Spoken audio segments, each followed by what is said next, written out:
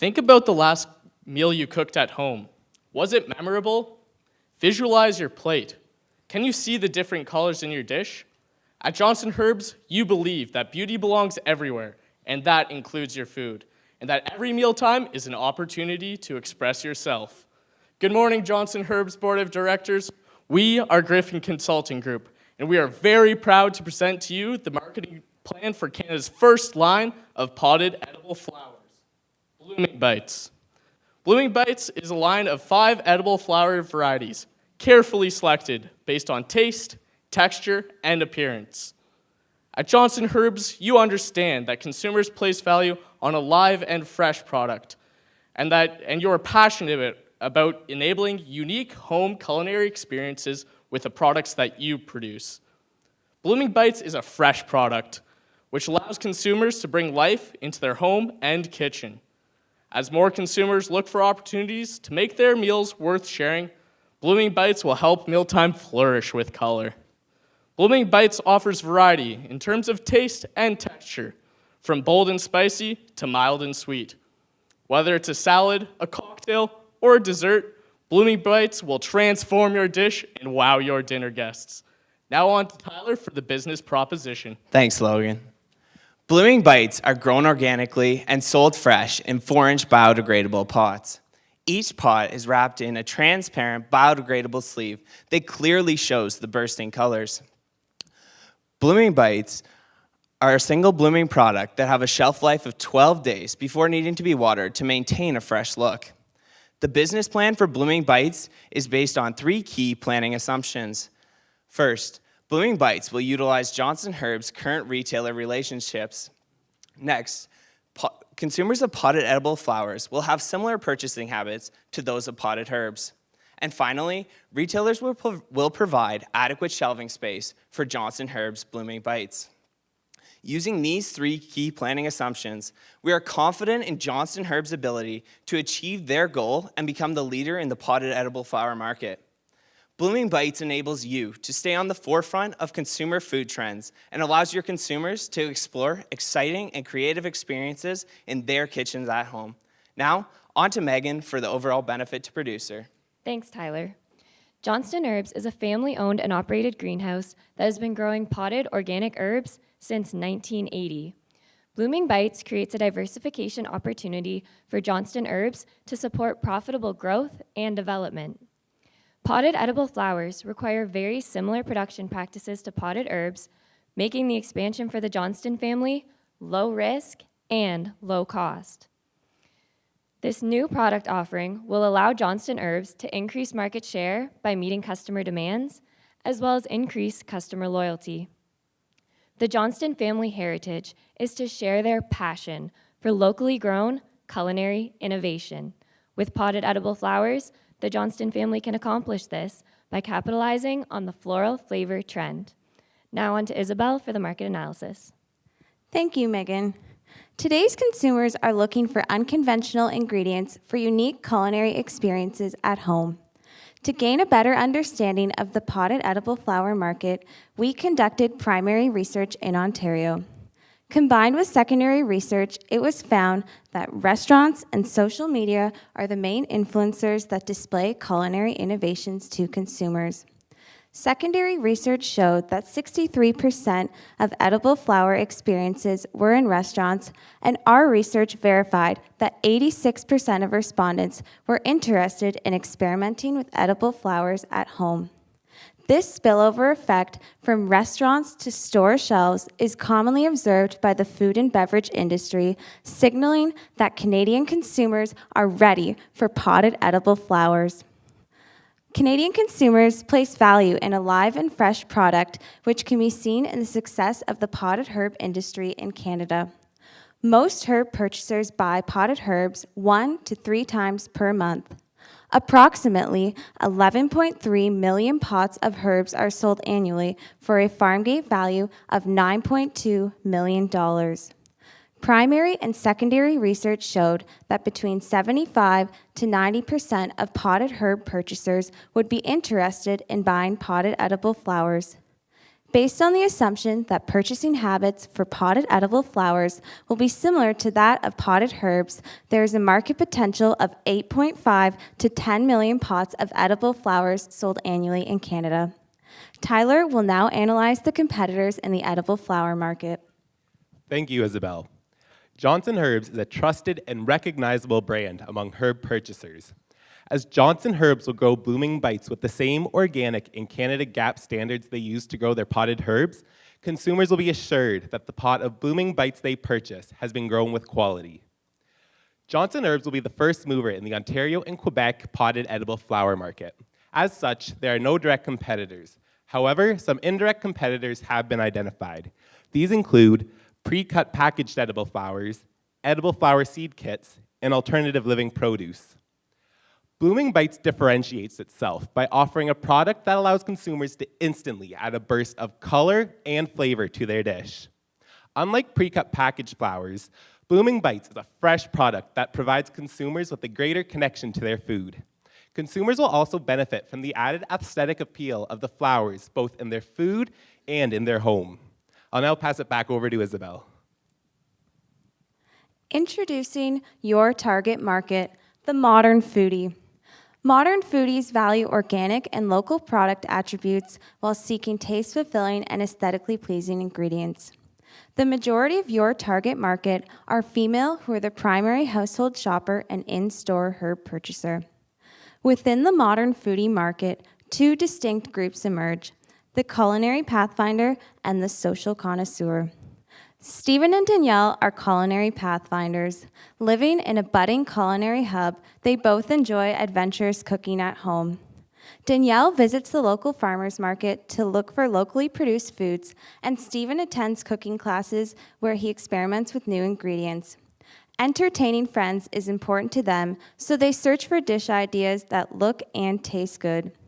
Blooming Bites makes it easy for them to try unconventional ingredients while supporting a local food producer. Amanda Parker is a social connoisseur.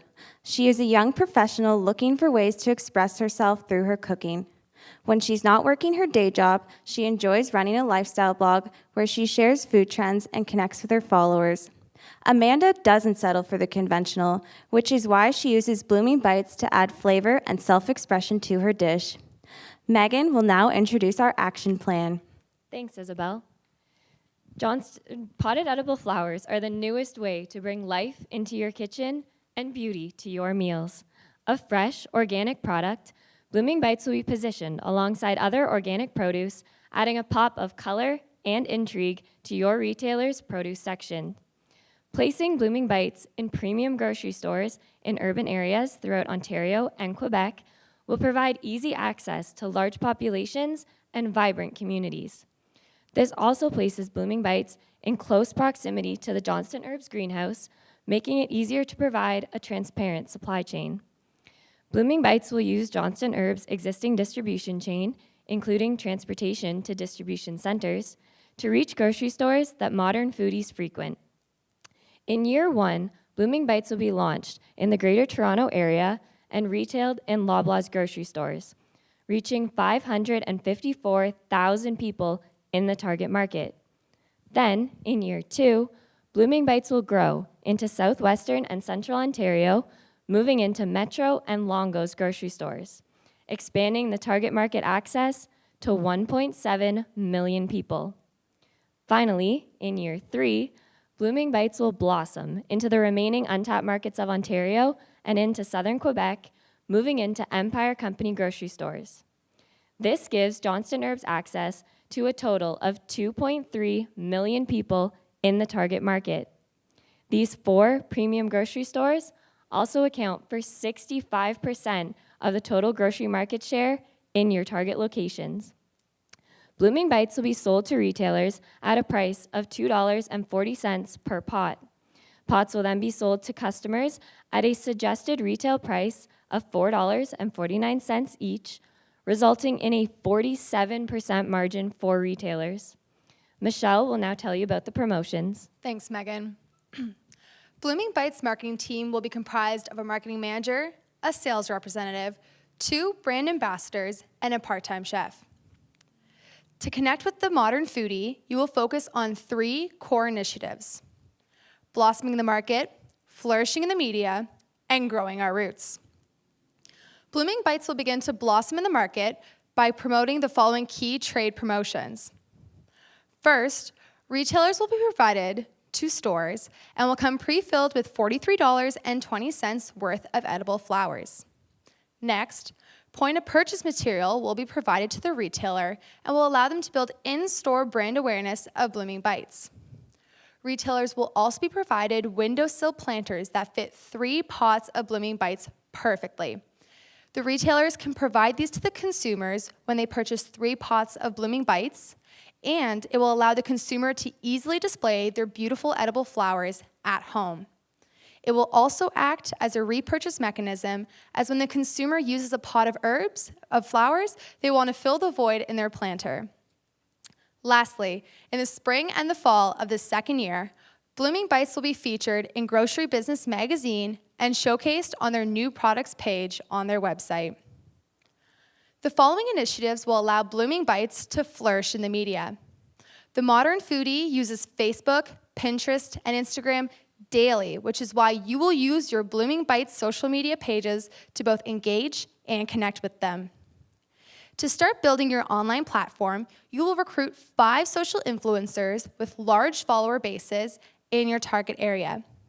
They will share blog posts and photos to encourage the purchase of Blooming Bites. On key holidays, when consumers interact with your posts online, they will have the opportunity to win prizes, tickets to events, and discount codes, allowing them to share Blooming Bites with their friends and family. Using the hashtag Blooming Bites, when consumers share a photo of how they're using Blooming Bites in their favorite dish, they will be entered to win a trip for 2 to the culinary diverse Niagara wine region. The modern foodie is always seeking fun new recipes to please their palate, which is why you will have your in-house Ontario culinary chef to help explore their curiosity. Your chef will share recipes through blogs and your recipe book located on your website. Foodie Fridays will be hosted once a month, where the chef will go live on Facebook and Instagram. Viewers can follow along to see how Blooming Bites is being incorporated into new recipes, with prizes to be won with every 100 shares on Facebook. Now, we've outlined how you're going to blossom in the market and flourish in the media. It's now time to discuss how you're going to begin to grow our roots by attending the following entertaining and local events. What better way to attract the attention of attendees than with a mobile greenhouse? Your Blooming Bites mobile greenhouse will be your showcase feature at trade shows and at food festivals. Your mobile greenhouse will allow the consumer to experience how Blooming Bites has grown and interact with your brand ambassadors. Your mobile greenhouse will reach 344,000 consumers by attending these events that are geared towards local food lovers and foodies. To connect with your consumer in downtown areas, you will have pedal pushers. Your brand ambassadors will ride their unique Blooming Bites bicycles in downtown areas and at farmers markets. They will work to build brand awareness and conduct sales. To resonate with your culinary pathfinder, Blooming Bites will be showcased on the CTV show MasterChef Canada. Here, it will be an ingredient in the mystery box challenge that the contestant then needs to incorporate into their dish. To inspire your consumer, recipe cards will be located in each pot of Blooming Bites, tailored to the flower's unique flavor, and there's a recipe card inside of your executive summary. In the spring of the 3rd year, Blooming Bites will have a half page dedicated to showcasing a recipe in Canadian Living, the #1 lifestyle magazine amongst women in Canada. As you begin growing our roots, you will begin the initiative Growing for a Better Tomorrow. You will partner with organizations to start and maintain rooftop gardens in low-income neighborhoods within your target area. You will donate 1% of annual profits towards this new initiative. We will now spring over to Tyler, who will break down the financials. Thanks, Michelle. Johnson Herbs will produce each potted edible flower for a total cost of production of $1.35. The potted flowers will then be sold to retailers at a wholesale price of $2.40. This will generate a 44% margin on each unit produced for Johnson Herbs. In year one, you will achieve a 2.5% market penetration in the Greater Toronto Area. After year two, this will grow to 13.5% as well as 2.5% in Southern Ontario. By year three, your market penetration will grow to 34% in the GTA, 13.5% in Southern Ontario, as well as 2.5% in Northern Ontario and Southern Quebec. At the wholesale price of $2.40, in year one, you will sell 48,000 units, yielding revenues of $116,000. After cost of goods sold, this will leave Johnson Herbs with a $51,000 gross margin. By year three, your sales will grow to 1.2 million pots, yielding revenues of $2.9 million and leaving Johnson Herbs with a $1.3 million gross margin. Over your first 3 years of production, you will sell 1.5 million potted edible flowers. Due to your aggressive marketing strategy, which will establish a strong base for future growth, you will incur a $277,000 net loss in year one. By year three, however, Blooming Bites shows significant growth, and you will achieve a $621,000 net income. Over Blooming Bites' first 3 years of operation, Johnson Herbs will yield $325,000 in profit from this additional product line. Our marketing budget has been divided into 6 categories. In year one, 69% of our budget has been allocated to our powerful marketing team. 20% has been allocated towards public relations and events, with the remaining 11% allocated towards digital marketing, promotions and giveaways, and monitoring and measuring. To evaluate the strength of the future financial performance of Blooming Bites, a sensitivity analysis on profits has been conducted. In the unlikely event of reduced sales, Blooming Bites would continue to remain a profitable investment even if sales were to be 25% below our targeted projections.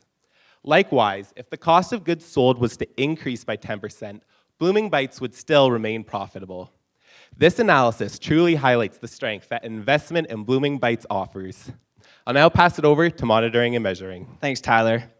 In order to achieve your goal of becoming the market leader in the potted edible flower market and maintain the confidence of Johnson Herbs stakeholders, we recommend monitoring 4 key objectives. First, a 14-day turnover benchmark will be set. We do this because at Johnson Herbs, you believe in freshness and retailer satisfaction, and so do we. This will be measured in conjunction with retailers monthly by monitoring reorder statistics and inventory turnover rates. Next, you will strive for 30% brand recognition in your target market. By running consumer surveys semi-annually, we'll be able to show an increase of brand awareness of Blooming Bites at Johnson Herbs. Then, third, your in-person consumer awareness initiatives will reach 40% participation. We do this to share your passion with the Culinary Pathfinder. Your staff will measure event attendance and in-person and in-booth interactions to track consumer awareness. Finally, we know it is crucial to connect with the social connoisseur through online platforms that they use daily. This is why you will aim for 65% participation in consumer awareness initiatives. Clickstream data on your website and hashtag usage on social media pages will be used to show your connection to the social connoisseur. Using these 4 objectives, we are confident in your ability to gain 450% return on marketing investment by year 3. When these 4 objectives are met, you will increase delivery quantity, expand into smaller grocers, attend more community events, and increase your online presence. Now, we'll pass it back to Logan for your final garnish. Thanks, Tyler. For the modern foodie looking to transform their dish and wow their dinner guests, Blooming Bites provides a unique home culinary experience not currently available on the market. With vibrant colors, interesting textures, and new flavors, Blooming Bites allows consumers to bring life into their home and kitchen. Can you visualize your plate now? With Blooming Bites, it's sure to be memorable. Thank you very much, judges, and we will now field any of your questions. Congratulations on being here. Made it to Thank the you. finals. We're in the home stretch here, so you've had a couple times with couple rounds of tough questions, so welcome to round 3. Thank you. So maybe I missed this, but I'm trying to get my arms around, on your target audience, how many meals, because it looks to be that young couple or that blogger. Yep. How many meals do they actually eat at home? Isabel? So your target audience would probably eat about majority of their meals at home because they have a connection to cooking and preparing their meals, which is why they would want to purchase this product, because they're a primary household shopper and in-store purchaser. So they have a greater connection to preparing their meals, and that would mean they would prepare more of their meals at home. Okay. I have a question on your marketing expenses. Help me understand a little bit. There seems to be a disparity between the dollars to spend on digital marketing. You have about $10,000 on digital marketing, and you have I can't read this, I'm blind. You have a much bigger amount spent on your marketing team, but yet your target audience is very digital savvy. That seems a little counterintuitive. Michelle? So the reason the social media cost actually seems lower is because you have 2 categories. You have the social media individuals who are interacting there, and then you have the culinary pathfinders. So the culinary pathfinders actually like to engage in person. So this is where you're actually going to see more dollars because you're paying for trade show space and food festival space to create those connections. And then your social media, the cost within the marketing expenses is actually the maintenance.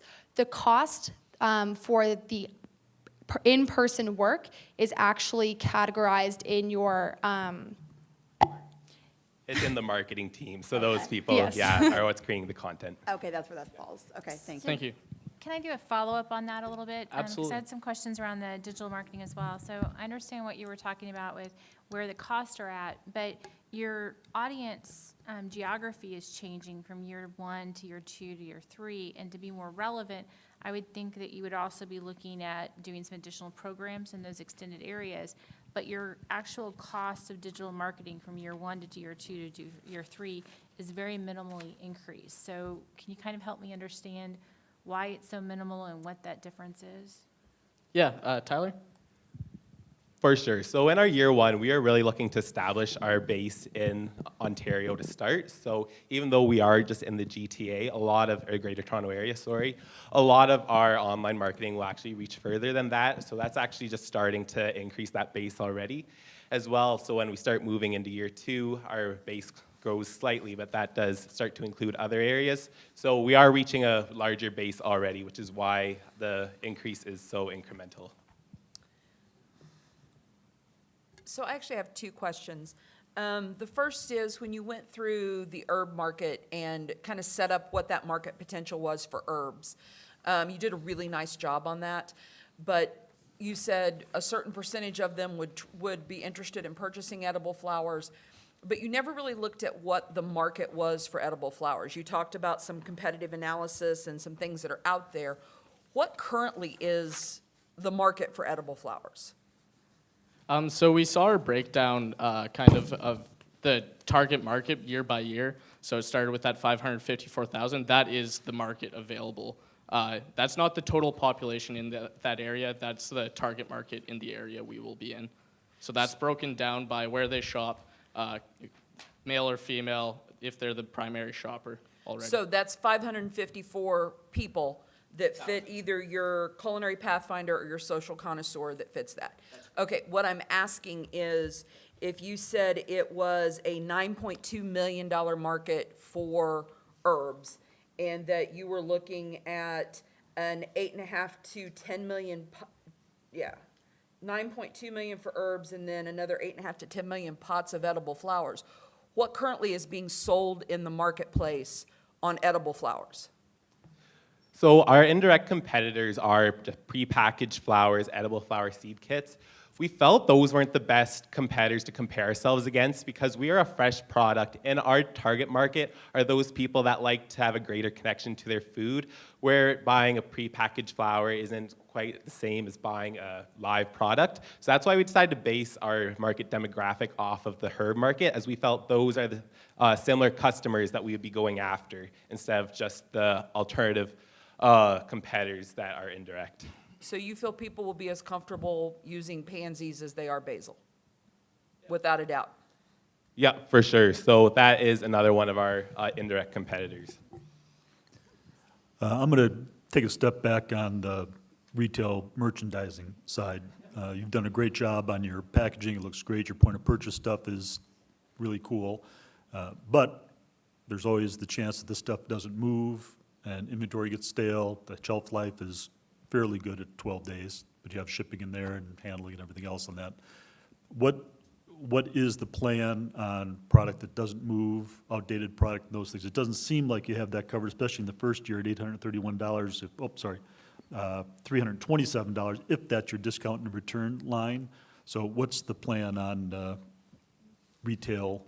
Absolutely. So with our retailers, we have an agreement that they would forecast and make purchases 3 months in advance, and that actually gives us enough time to plant our products so we don't overproduce. So they've already ordered what we plant, so we are just making enough for what they have ordered. So that guarantees our side that we don't end up with a bunch of extra inventory in the case that the product isn't moving at all and the retailers aren't ordering as many as we had forecasted. But I'm talking about retail inventory.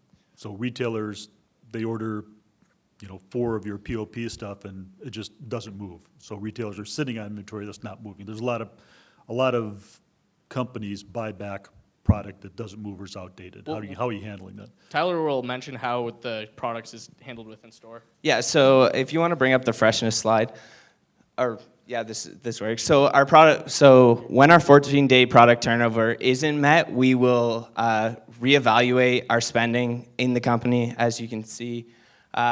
And then marketing, put more dollars towards point of purchase material to try and help the store turn over quicker. But do you have a plan in place, though, to buy back that inventory from retailers if it's not moving? So if you could just go back to the other slide you just had up, the product can stay for 2 months in store with proper watering. So as it is going to be in the produce section, there will be resources available in store to keep that product looking fresh. It can survive 12 days without water, but with watering, it can survive 2 months. And you think it's going to move? Yes. Well, Yeah. okay, that's fair. I have a quick question on chefs. While we have a chef that's going to be part of the plan, I'm curious why you didn't consider any partnerships with chefs, particularly in the Greater Toronto area, as part of your launch plan. In terms of restaurants?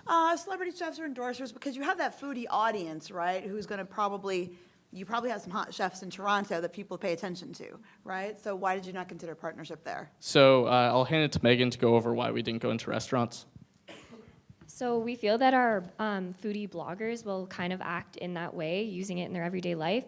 As well, one of our events is Tastemaker Tour Toronto. So that is actually with chefs, and they're going to be preparing meals for attendees, and then we'll also be featured in those meals there. Can we go and talk just a little bit more about the monitoring and measuring portion? And The finances or just the goals? The Sorry. goals portion. So can you tell me a little bit more about when you're going to be able to measure them, especially the 30% brand recognition and the 40% participation? Tell me, how did you get to 30% and kind of when will you actually achieve 30%? And is that for the whole geography or just a portion of the geography, and some more details? Tyler? All right, so we want to generate 30% brand recognition by year 3. And the 40% participation, in-person participation, is 40% participation of our culinary pathfinders in the different initiatives that we are running for that group. So those will be run throughout, and then by year 3 for the other. And what do you mean by 40% participation? Like, how are you going to measure that? What's an engagement? Like, tell me some more there. So through in-booth interactions, we're going to run So as people come to the booth, we're going to give them stickers so that we know how many we had at the start of the day, and then, or throughout the festival, we'll know how many people came to our booth, and then running consumer surveys, like the 30% target market, we'll be able to see how many of those people came back to the store. Thank you very much.